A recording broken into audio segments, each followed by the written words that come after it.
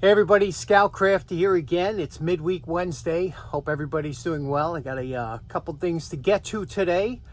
First thing I want to talk about is on my walk the other night. And, when I'm on my walk, sometimes I see cars that I can't identify because when I was a kid, I got my license in 1978, and we were into cars back then. And I remember when I got my license, I was able to tell any car on the road. I can identify it. But today, I can't tell any car on the road. I don't even know who makes what. But I saw a car that kind of stood out.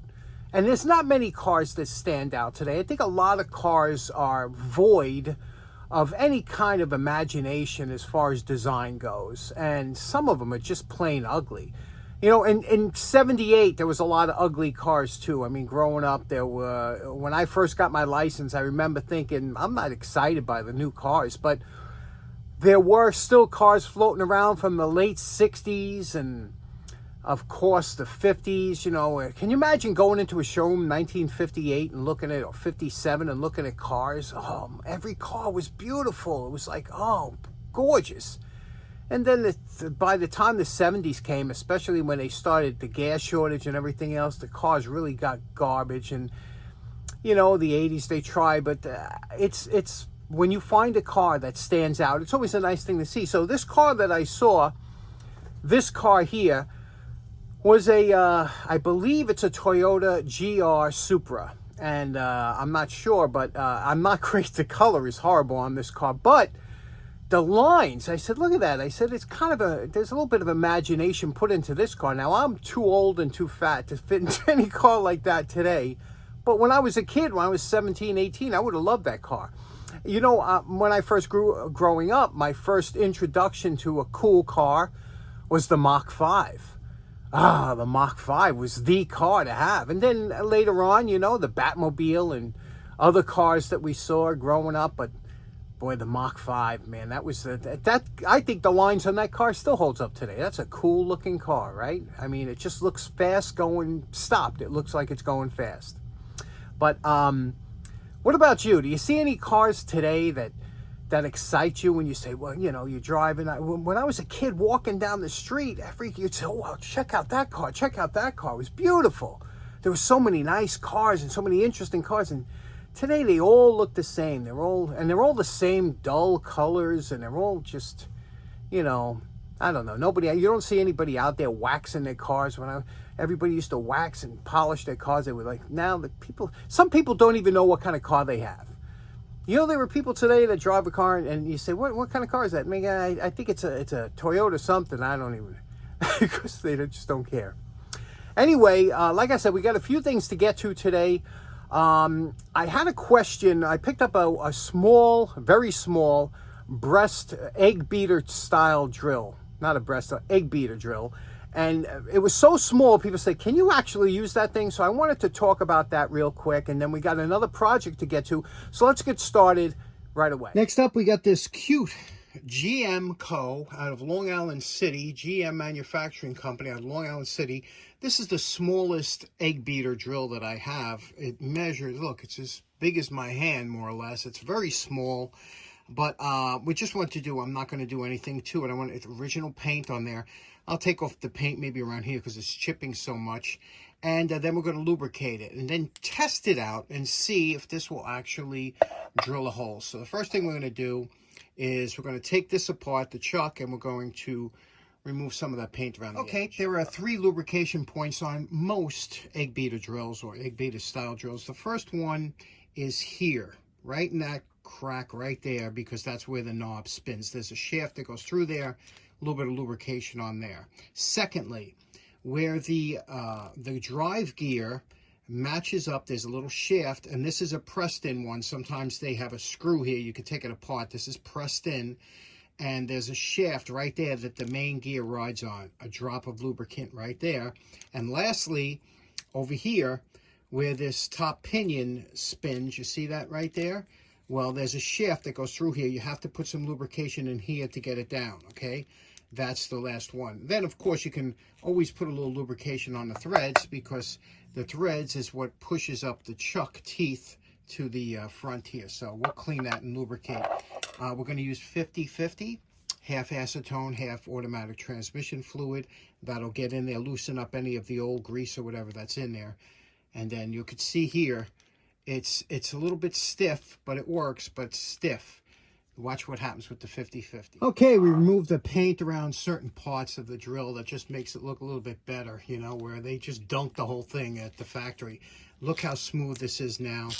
You know, this is actually very smooth, very, it's lubricated. And you'll see some lubrication come out as we use it, but it's very smooth. Now what we have to do is, and this is made for smaller drill bits, you know, probably has a capacity of maybe 3/16 of an inch. And we'll take a small drill bit and see how this works. To tighten up the drill bit in an egg beater drill like this, grab it around here, put your thumb against the crank here, forming a lock. And then you could turn this and give a lot of torque without this coming back. It's the only way you could do it. You have to hold this steady while you tighten up on the chuck. Now that's in there solid, let's drill through this piece of wood. Now this is a pretty hard wood, and again, now to use the egg beater drill, you got to add a little bit of pressure with your palm on the back here, pushing just a little bit, and spin the RPMs of the drill enough that you can keep it feeding through here, and it pierces right through. Now if you want to drill onto something flat, put your hand up here with your thumb on top of that swell, place it onto the work, and then crank your hand like this to get through whatever you want on the flat.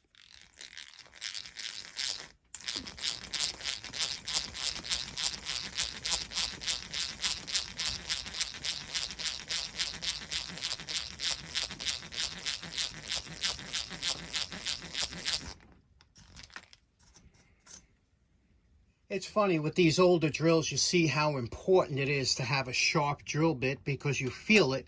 If your drill bit is dull, you'll feel it right away when you're trying to crank the hand crank. But also, you didn't burn out like a power drill. A power drill will dull one of these bits in an instant. If you go too fast and it overheats, it was very hard to do that with a hand drill. So they did stay sharp longer. Interesting, still used in modeling. A nice little egg beater drill. Okay, next up, you remember a couple weeks ago we did this Vaportex, beautiful light, huh? I ran into my buddy George, Magneto Man, at the Long Island Tool Show, who's got a great assortment of lights like this, like I do. And George said, you know, I got one of those in yellow with a blue lens. And I was like, what? Yellow with a blue lens? I gotta have one of those. And it just so happened on eBay, look what I found. Let's take it out and look. And here we go. Yellow. Okay, don't have the blue lens. This needs a lot of work, you know. It's and this is the kind of condition you hope to get in. The first thing you have to look for is make sure there's no checks or breaks in the handle, which there isn't. Second thing, you got to make sure the glass is intact in the cage. This has a nice swivel on it. The other one doesn't, so this swivels. I think the other one might have been repaired. And this here that has a compression, obviously the cord, they either come with a wonky cord or a broken cord. This one here just has a cutoff cord, so that's great. So let's do a quick cleanup on this. Hopefully it'll come out, and I can always put a blue bulb in there, but let's clean it. All right, the beauty of just having done one of these, I know the way they work, but unfortunately this one here had a bulb in it. You see this bulb here? This is a, let me see what the wattage is on here. This is a hot 100 watts. 100-watt bulb in this glass enclosure. This thing was like a miniature oven. And what happens is, because there's the wire that pulled through, it had a little bit of an extra rubber on here that it had to break off. And also I had to pry this out of here because this was literally welded to the inside with the heat, because rubber with that kind of heat, it just kind of baked itself to here. And I was able to get it out, and then I had to use a ball peen hammer and make the socket go back into form here, and then we'll clean it out. So we'll fix this up. We'll because that's a snug fit in there, and it's a special socket. You see with these two lips on the end that fit into there. The socket is keyed, so it only presses in. It doesn't twist in or anything, but everything else is in good shape. This has an interesting compression fitting here. You can see how that works. The there's a small metal band in there, and this gets pressed in here and it squeezes on the wire. Very nice setup. So now we just have to clean everything, and of course the cage is always, see the inside of the cage, around the inside here, it's really hard to get to, and you got to get with a wire brush, and there's really nothing else you could do with it. So this takes the longest. Okay, here you can see an example of a before and after. The cage is, like I said, the hardest part. Getting this with all the rust and all the areas, especially inside. I had to pry the top of this to get these, bend them out to get this off. But you can see all the embedded rust that's in here. You have to go through it. I used a bench wire brush. I use a small hand wire brush, a copper wheel, a Dremel, anything that you could do to get from this to this. And you can see how nice that looks inside and out. Okay, we finished up the other side. It looks really good all around. All the rust is gone, and coated it with a wax. Now, you know my favorite part. Remember what this 46-year-old Vaportex lamp looked like before we started? And we're calling this project done. Boy, look how nice this came out, huh? Now, I did try it. I got a blue bulb from my buddy Scott Durga. This is a LED bulb. It's a beautiful bulb, but I got to tell you something. You can see here, this is a LED 4-watt, but boy, is it hard on the eyes. I tried it. I wasn't happy with the way it looks, so maybe it's different with a blue globe. However, I got this beautiful bulb in here. I'm going to show you that's perfect for this light. And let me tell you a little bit about it. It is a vapor-proof light. Now, there's vapor-proof and explosion-proof, and although a lot of times they're referred to as similar, vapor-proof is kind of water-resistant, things like that, but the explosion-proof has to have certain seals in it that don't let any gas get in there.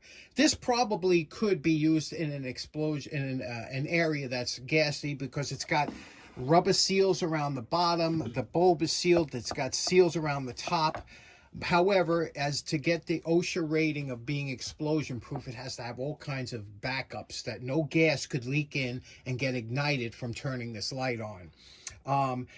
You can see what we did here. We cleaned, put a new plug. I got this from my buddy Mike the fireman. Beautiful end plug on this, even though it's only needs for 2 leads.